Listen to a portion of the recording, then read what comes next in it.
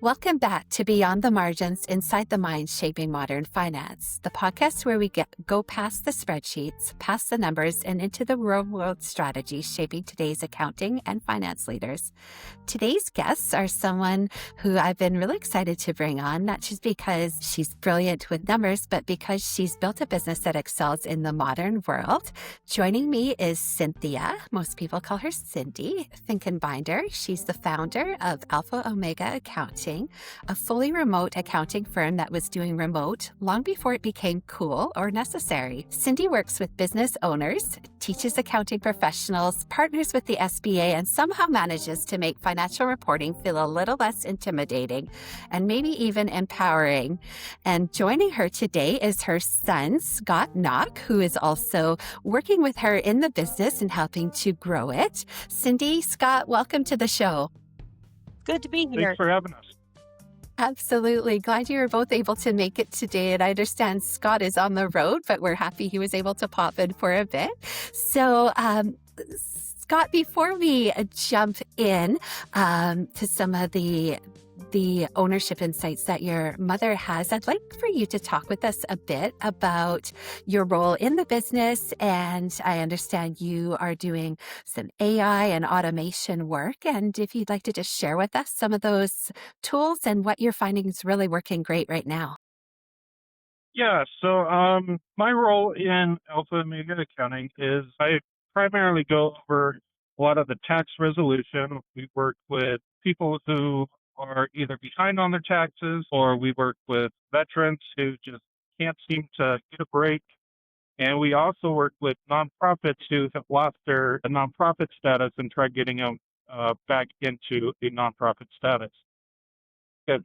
So I go over a lot of just making sure that the system works. We do a lot of ifs and thens for our tax software, but we are really experimenting we use a portal called TaxStone, and we are fortunate enough that we're experimenting with how all of the AI brings in our information, how we can share data with clients faster and easier. One of the reasons Scott came in is because I couldn't figure out, how to set up, the AI stuff, and it was confusing me.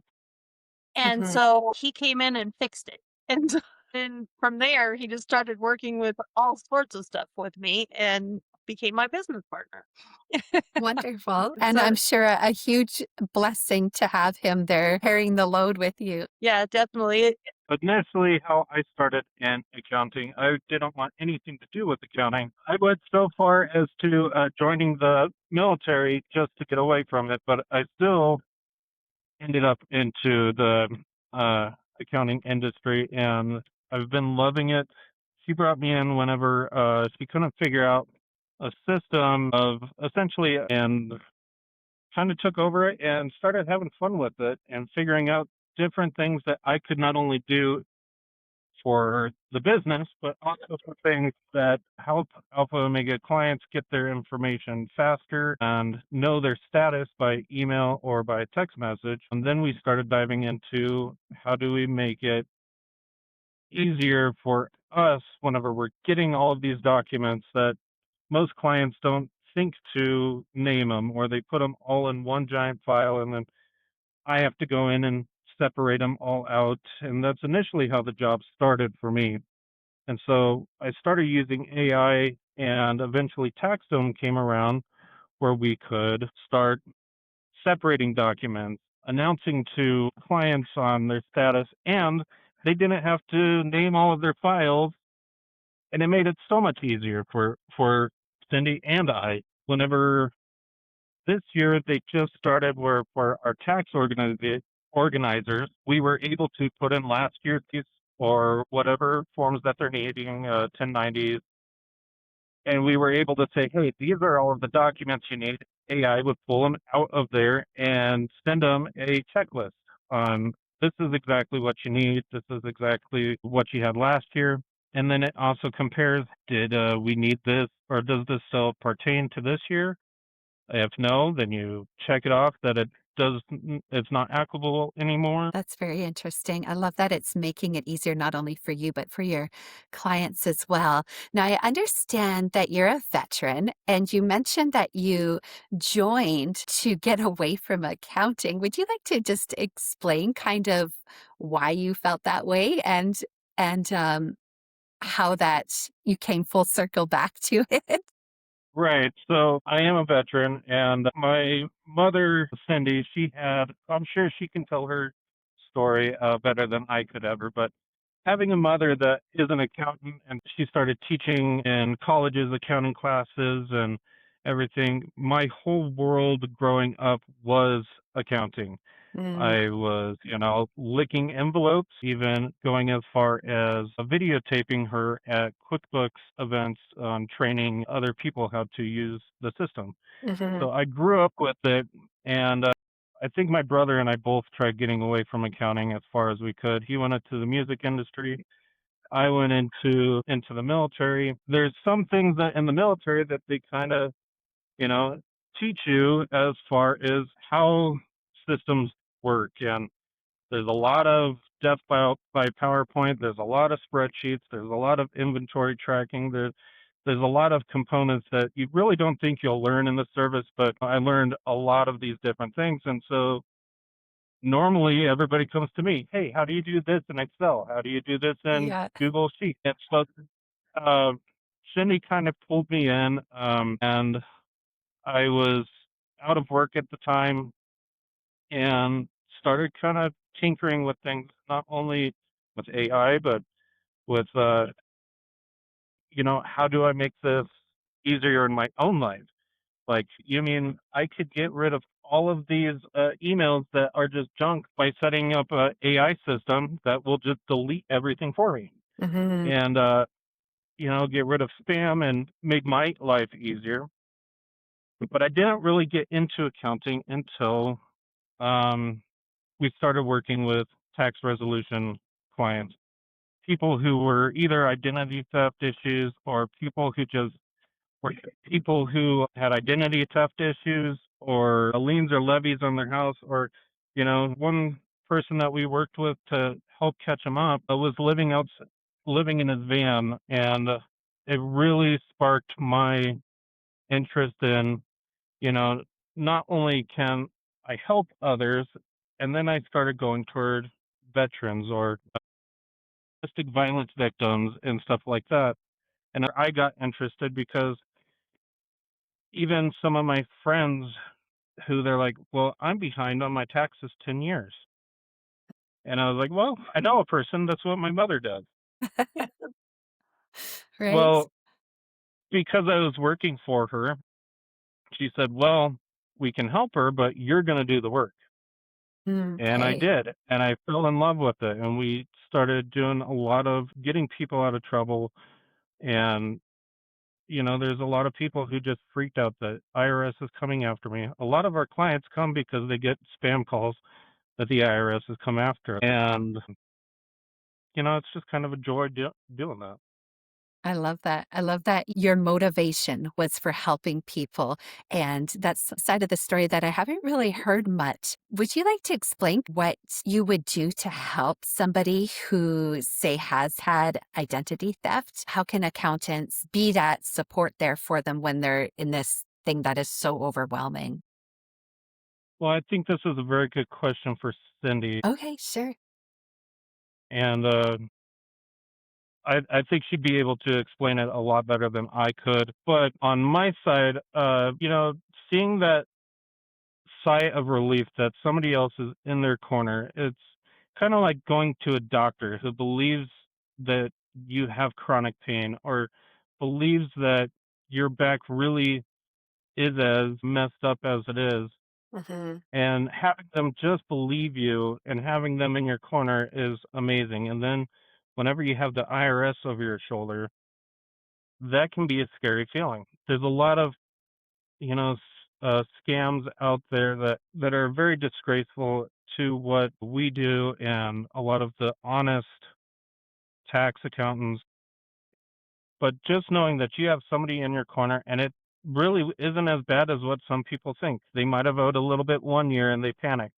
Mhm. And then the next year they would have been okay. So it really depends on how do we show them not only to file on time and why it's important to do so, but also somebody's in their corner the entire time helping adjustments with their income, no matter if you are a W 2 employee or whether you own a small business or even nonprofits.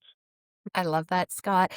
I know you have to take off here shortly, but before you do, is there one piece of advice that you would give to people that are getting into the accounting world or joining up with a family member? Whenever working with a family member, you really have to know each other's boundaries. And you really have to know that you can work together. Working with your mother is sometimes a blessing and a curse. And most of the time, it is a blessing.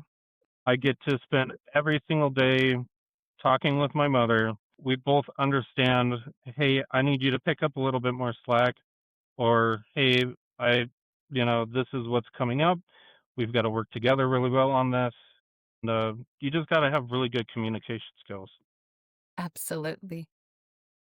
As for people coming into the tax industry or tax profession, listen to other accountants. You get more information than what you could ever dream of getting in school. Join little groups where all they talk about is different tax methods um, or different problems that they're having, or even whenever you have an issue, you might have the answer to their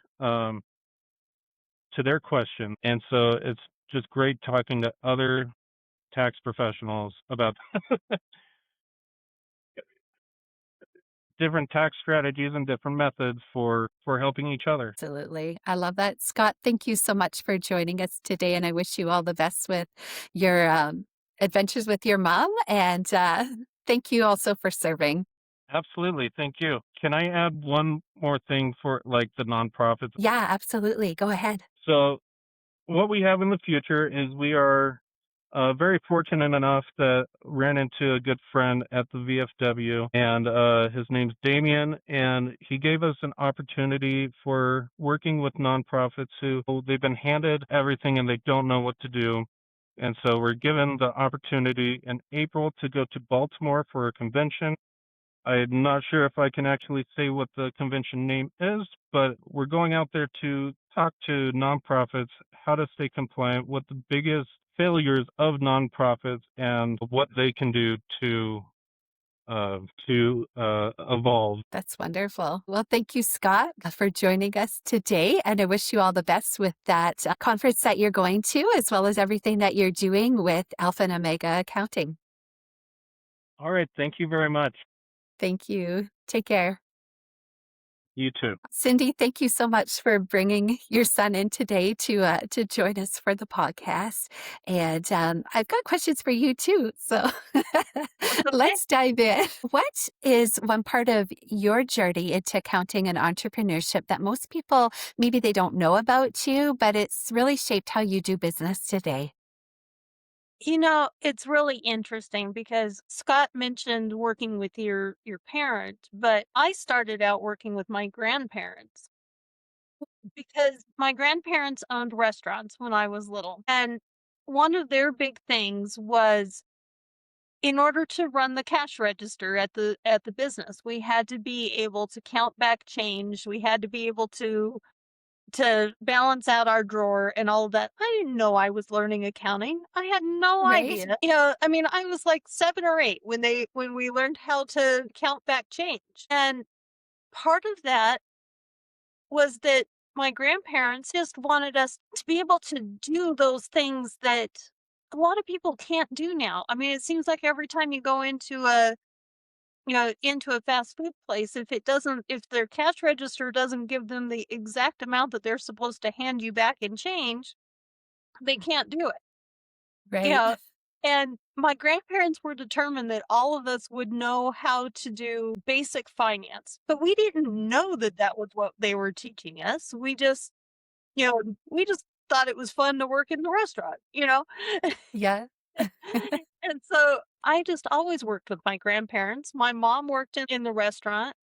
So I always worked with my mom. So I didn't think anything of it to bring my kids into it when I started doing this. Scott had mentioned that his brother had tried to stay away from accounting also. But when he was in college, he worked for me for about a year. And because of that, he knew how to do budgeting and stuff.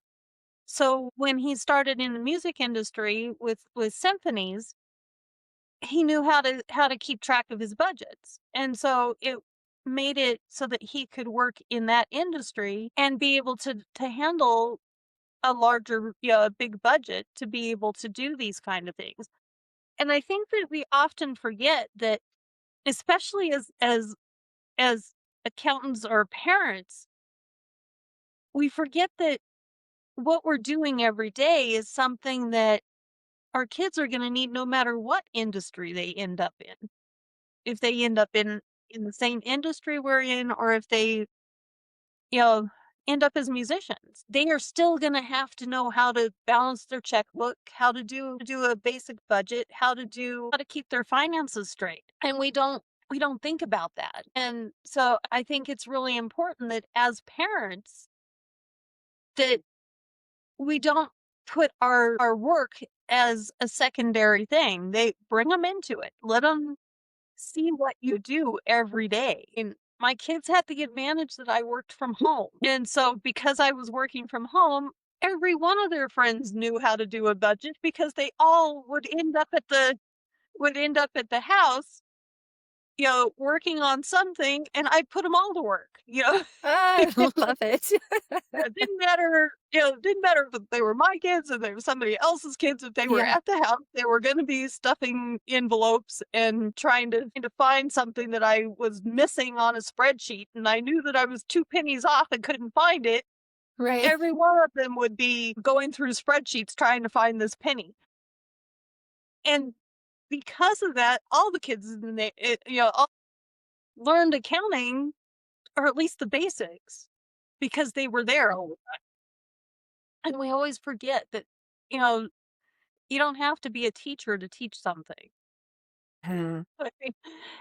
So let your kids know and let their friends see what you're doing too, because, you know, several of their friends are now, um, you know, are now in the accounting industry because That's they were wonderful. they were brought into it every time they come to our house. That's awesome. Now and you said that you mentioned that you had your business in your home and were operating remotely. And I know you've mentioned that Alpha Omega Accounting isn't just a traditional accounting firm, it's built differently. You've been remote, system driven, and education focused, like you just said, for years, even with the kids. So We how started.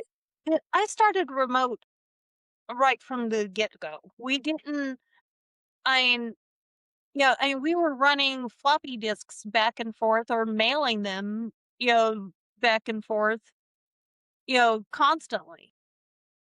And so, getting these back and forth and stuff were, I never worked in my client's office. I never worked. Everything was either sent to me or dropped off, or when the kids got their driver's licenses, they were always running to pick something up for me. You right, know, And so because of that, it was really interesting because you know, when everybody suddenly was working from home, I was getting all these questions of, well, how do you do this? You know, is it wrong to go run a load of laundry during the day when I'm, am supposed to be working? And it's like, but when you're working from home or remotely with something, it's not an issue to go and move the clothes from the washer to the dryer, right, you know, take a 5-minute break. You would be doing the same thing at an office. You'd be a standing around a cooler talking to each other. right. during breaks, whereas opposed to when you're working remotely, you're gonna run and take the dog for a walk for for Mm. 5 minutes. Yeah. Um, I just found that, I kept getting all these questions of how do I work remotely? How do I do this? How do I do that? You know, and a lot of it was around, well, how do you do this when your kids are at home? The kids learn that they can't come running into your office when you're on a call. You Mhm. know, they just learn that. I mean, you know, my kids had a band, and one of my kids, played the drums. So because of the drums, all the kids would end up at our house because you couldn't move them as easily as Right. everything else. So, you know, the phone would ring and all the kids would suddenly become really quiet because they knew that they had to be quiet if they you know, wanted to stay there. It doesn't matter if they're 2 years old or if they're teenagers. Working from home gives you the flexibility that you can, you know, take the kids for a walk. You can, go and check on them to make sure that you know, they're doing their homework or whatever and still be able to get your work done. Right. I And love it. it was amazing to me all the people that were, just all upset because, I mean, I had my kids for a reason. I wanted to spend time with them. Mhm. Yeah, I enjoyed being with my kids even now. It didn't matter how old they were. Even now I still enjoy Right. it. And so because of that, you just sort of your business and your work life will evolve around that, and you can't beat yourself up for running and taking the dog for a 5-minute walk. You would have done that at work. You would have taken a 15-minute break. Right. You know, Yeah. yeah. So take So take the breaks, right? take your breaks. And Yeah. I found it's really funny because I tend to hyper focus, and this last week I was having some issues with my eye. And, I had to remind myself that it was okay, even during tax season, to take a 10-minute break and get away from the computer so that to give your eyes a break. You know, stand up, get the circulation moving and stuff. Right. And so, yeah, it was really, yeah, and I tend to get hyper focused on that. And because of that, it was really nice having Scott call me and say, "Okay, I know you've been working for 2 hours. Did you go and you've gotta get off the computer and go do something else?" And it's helpful, working with a family member that way because they are just as invested in not just the business, but in your health, in your being able to continue doing what you love doing. So And true. w Yeah, we without those breaks, you're in trouble. And so absolutely. working remotely, people don't take those breaks because they get into this thing of, well, I have to be at work. Well, if you were at Mhm. work, you would take a 5-minute break and go, you know, you know, go into the break room and grab a glass of water or whatever. Just because you're working at home doesn't mean you can't take that 5 minutes to go get a glass of water. That's so true, and I'm guilty of that too, Cindy, because I can sit down and sit for hours and just lock in, but it's not good physically or for your Yeah, emotions to not take those break and get your circulation going, like you said, and be able to rejuvenate yourself from that short break and be able to jump you're back not in gonna and take do even better work. yeah, you're gonna do better at your job if you Right. remember to take those breaks. You know, and a lot of times, I mean, I work better first thing in the morning, and last thing at night. In the middle of the afternoon, I have a hard time concentrating on stuff, and I know that.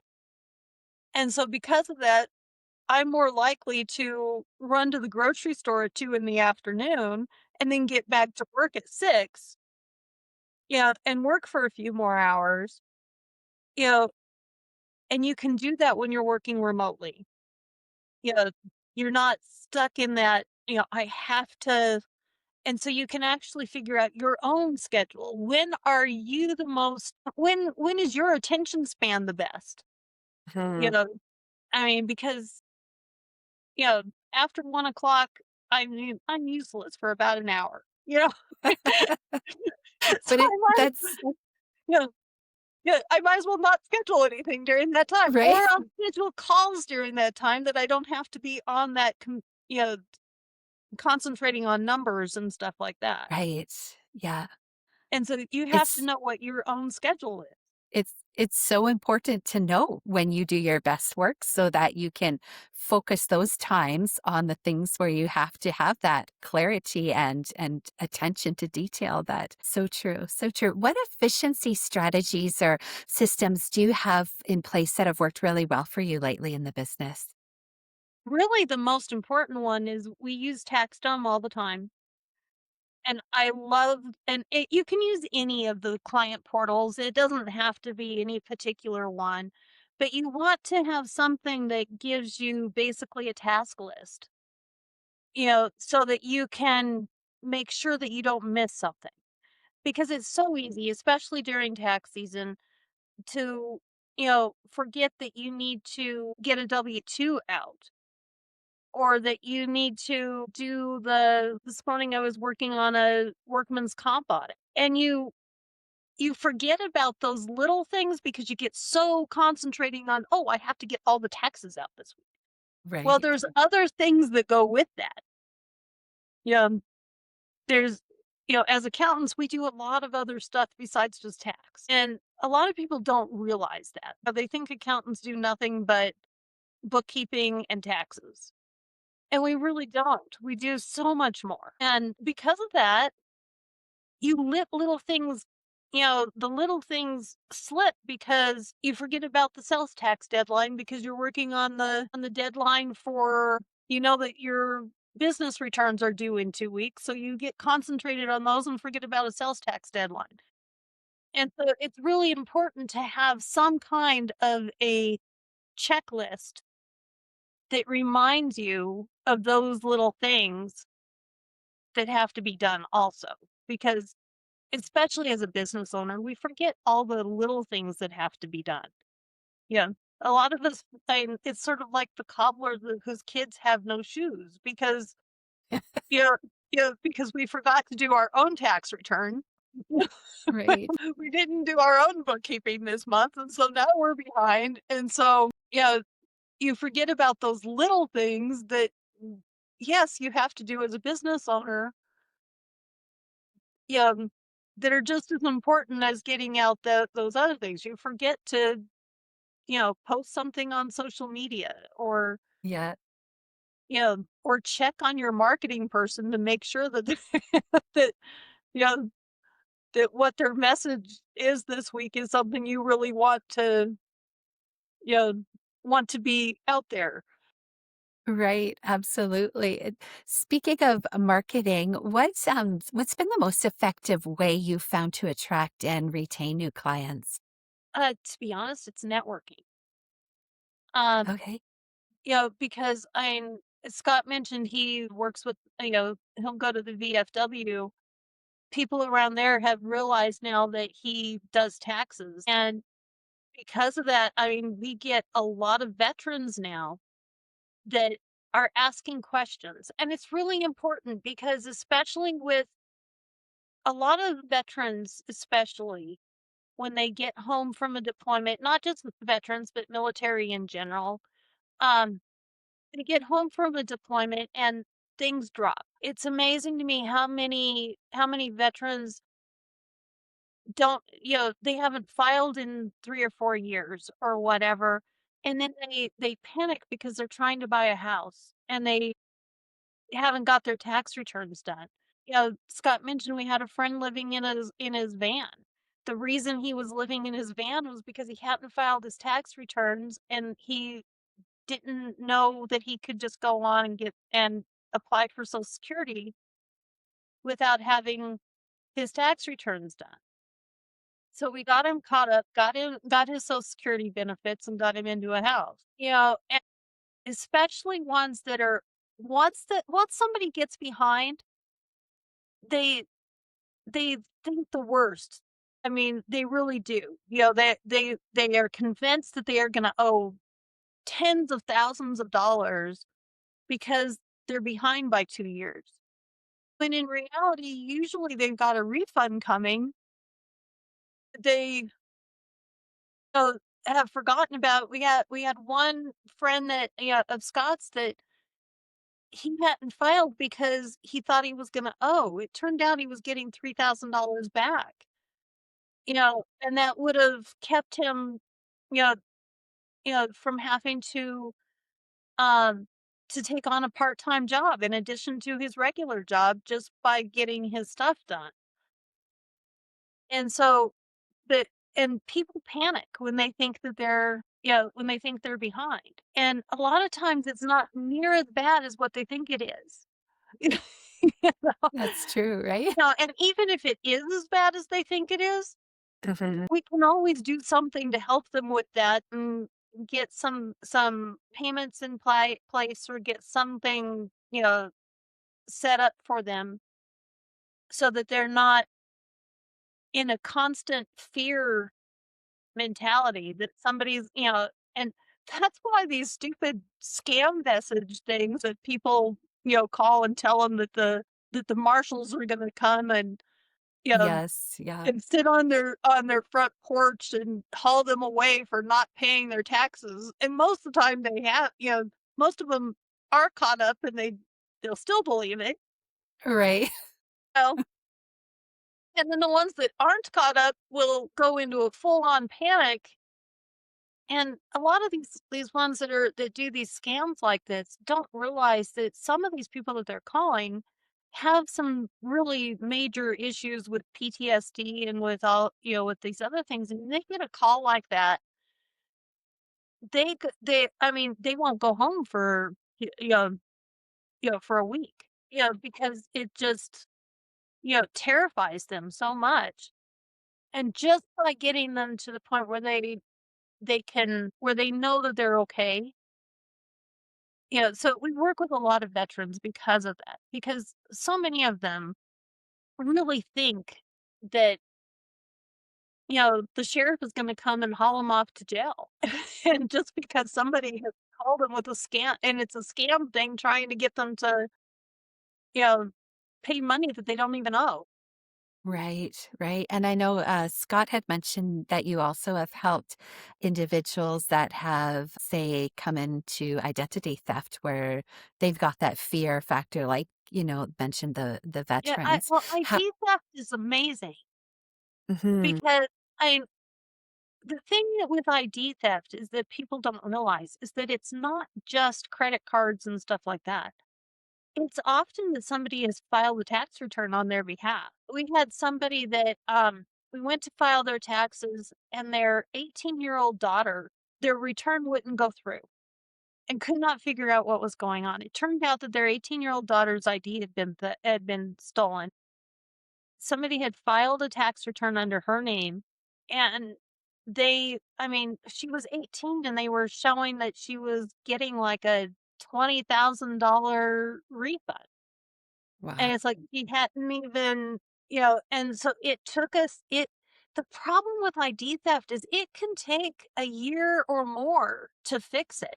And the entire time, these people are in such fear that they are afraid to do anything. I mean, some of them are afraid to even go to school, apply for, I mean, student loans, things like that. I mm, mean, and it can be ID theft. There's so many different kinds. I mean, because we had one that their daughter's ID was stolen and they were having a hard time getting student loans for her because it was showing that she already had graduated. I mean, when and the thing is that it's not just a credit card that can be a problem. There's right. even medical ID theft that somebody has used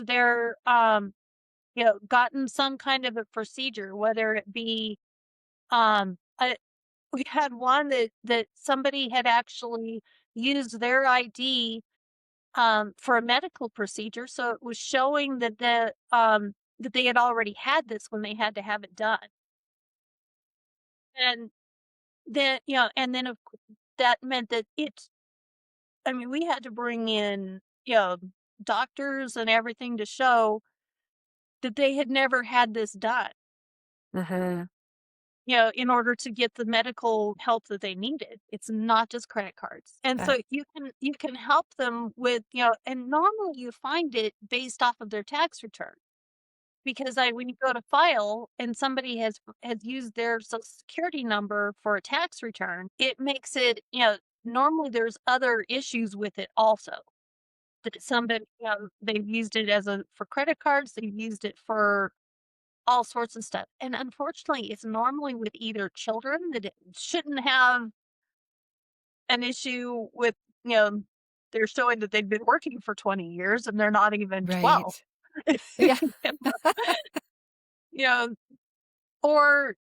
or it's with the elderly that, they're showing that they've had a pacemaker for 10 years and they need one now and they've never, Mm, that is and so so, interesting. yeah, the ones that really annoy me the most is the elderly because I mean you know, a lot of times their family doesn't know that it happened. And you'd be surprised at how many that are in nursing homes get their ID stolen. Mostly because because they're past the age where people think they need to file a tax return and stuff like that. Right. And so, I mean, I realize that you do not officially have to file a tax return if all you're getting is Social Security. But you know what? It's the best way to find an ID theft issue.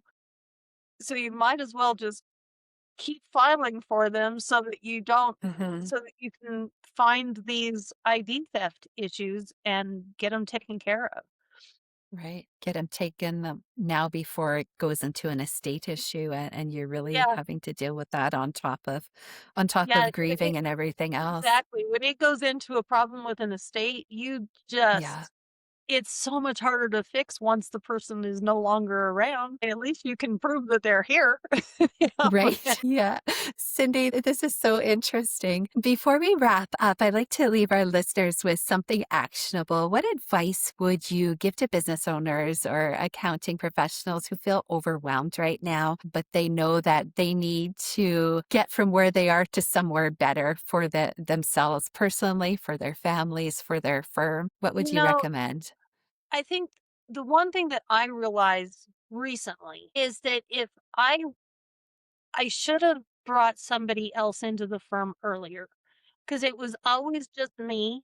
And just by bringing Scott in made really opened my eyes to what I needed to be doing. And that it was, this wasn't just, I was very content with having this as just being something that paid for, kept our family going. I wasn't trying to make $1 million business or anything like that. And, you know, bringing somebody else in made me realize that we could have done so much more if I would have just thought about it to start with. But I never thought about how we were going to move this forward after I was ready to retire until I had to because I was bringing somebody else in. And so I And now really you've think that, and yeah, it made me really think about it recently of you know, how much better we could have helped more people just by listening to what my kids were wanting to do. I mean, Mhm. I would have never thought about targeting veterans without Scott. Right. Yeah, it wouldn't have even been an idea for me. And we could have helped so many more people just by listening to to what they were interested in. Right. Yeah. Yeah. I love that you are working together now to make differences in the lives of people, especially veterans and those struggling with the identity theft and other issues. That's beautiful. It gives a legacy, not just for your family, right, with your business, but all the lives you're impacting by able to help them in their time of need. So I do love that. And I appreciate that you're doing that, Cyndi. Where can people connect with you? I know you do some teaching and helping of other accountants and stuff. Where's the best place for people to reach out, connect with you? Just go to our website and there's a schedule thing on there. And I love it when other accountants call me just to ask questions and stuff. I mean, we have a group of us that are in Future Firm that all meet once a month, and it's great because a couple of us are in just bookkeeping, some are in just tax. One's in Canada, so that's really helpful because Awesome. then we can figure out what we always can. It seems like I've always got somebody I need an international perspective for. Scott had mentioned connecting with other accountants. It's Mhm. really important, especially when you are either a sole proprietor or if you have only 2 or 3 people in your office. It's really important to be able to talk to other accountants. It's amazing how much we can learn from each other, and it doesn't matter if they're just starting in the industry or if they've been in the industry for 20 years. Yeah, you can always learn something from everybody. I mean, Mhm. I learned from the younger kids of, everybody's wanting to, working with Chat GPT and stuff. That's why I have Scott, because Yeah. he understands that. You know? Yeah, he understands how that works. Mhm. But by working together, you know, there's so many people out there that either take advantage of other people. And by having groups of accountants that you trust, it gives you people that you can, if you don't know how to do something, somebody in your group does. And you can either hand them to them and say, okay, I don't want to have anything to do with that. Just, yeah, such as I don't really like working with online businesses because I don't like doing inventory. Right. Yeah. And so but there's one in our group that she loves doing inventory, absolutely loves it. So I've got somebody that I can say, okay, you need to call this person. Right. Yeah. Yeah. And you really do need to have those groups together, Mhm. because, even in the large firms, they, you know, they can't do it all either. Mhm. And so even if they're in one of the larger firms, you still need to have other people that you can talk to and say, you know, I was on the call with this morning with somebody that had a gift tax issue that she did. It was an accountant that she had never had to deal with a gift tax issue. And so we were able to work that out for her so she could go ahead and do it. But you need other people to be able to do that. That's Yeah, so true. You need those connections, right? Of you people do. that you can rely on. They help you, you help them, and everybody's better for it. I mean, it doesn't matter if it's just accountants or if it's all a bunch of people. We all need each other. Business. Absolutely. Yes. Cyndi, thank you so much for being here and for sharing your insights so generously today.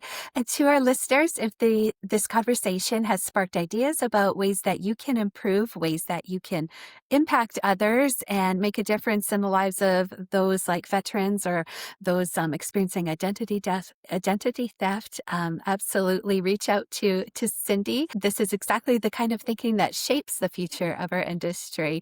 Thank you for joining us today.